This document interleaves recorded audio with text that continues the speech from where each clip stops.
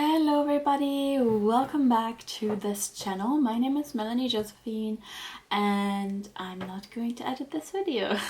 No joke, but I'm actually not. So today I was thinking about what were the most significant things on my journey that I've learned that have led me where I am much more confident in my love life and also generally knowing what I want and knowing what works and what doesn't work. Now, when I started this journey, this was actually embarrassingly 6 years ago. Oh my gosh. Yeah, I started my journey in 2015, in summer of 2015. Also when I started writing my book, Love Less Simplified.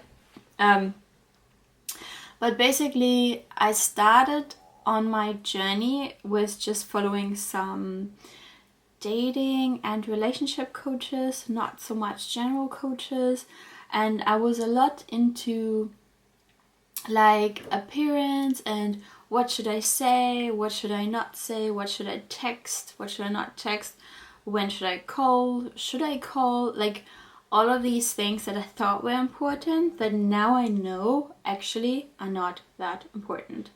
Over time, I've learned that actually understanding this whole topic is all about understanding oneself, but also that the whole picture comes together. If your love life isn't working or is complicated or you're always meeting the wrong man or whatever it is the big picture, not just the one picture. Like, don't tell yourself that the only reason you're not happy is because you don't have that one person in your life, because if you're doing that and then you're meeting somebody, you're putting so much pressure onto that relationship that it can so easily go away because of that pressure.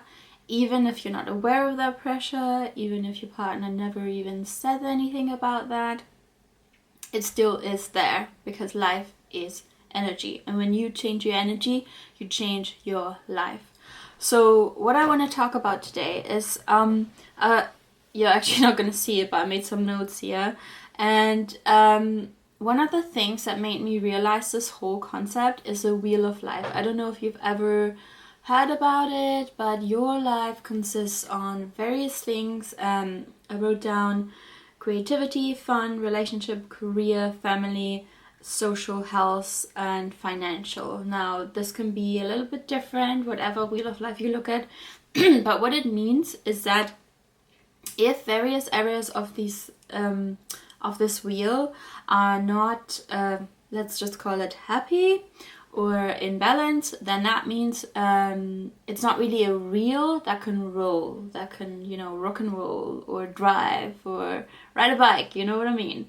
But basically, so when you look at that wheel, you can take a lot of actions in various areas. There's some things you have control of, there's things that you do not have control of, but mostly it's also about how you think and your attitude, because how you think ultimately determines a lot in your life, but also a lot in your love life. That is the second part, actually. I think I wrote that down as well. The first part was the wheel of life that I wanted to share, but then also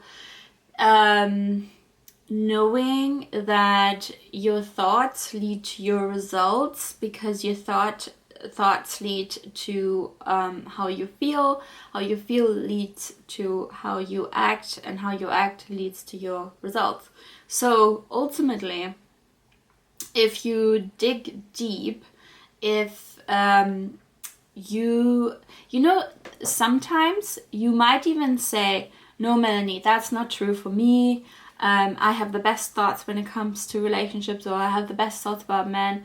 But then catch yourself in those little moments. Like, catch yourself when you're with a friend and maybe you're saying, yeah, aren't men all like this? Or, oh, just these men. Like, if you want to attract a great partner into your life who treats you great, you can't talk about him that way, because that's not going to attract him. It is kind of like if your partner would talk about that, would talk like that about you when you're not around, and you may be saying, well, but I'm not talking about him, I'm just talking generally. But if you're talking like that generally, then that is in your belief system somewhat, even if you would claim that that's not what you ultimately believe. Don't speak the words that you don't want to see. Like, speak your life into existence. That which you want to see in your life, speak that. If you want to see great men in your life, say, I am so grateful how many amazing men are out there. Even if you don't see them right now, even if you don't actually fully believe it yet, start creating that belief by saying these things, thinking these things, watching, like, don't watch any TV that doesn't have great men in it, or YouTube, or visualize that. Speak that into your existence. Let me see if there was something else that was important that I wrote down. Oh my gosh, I wrote so much. What did I write? I wrote about beliefs.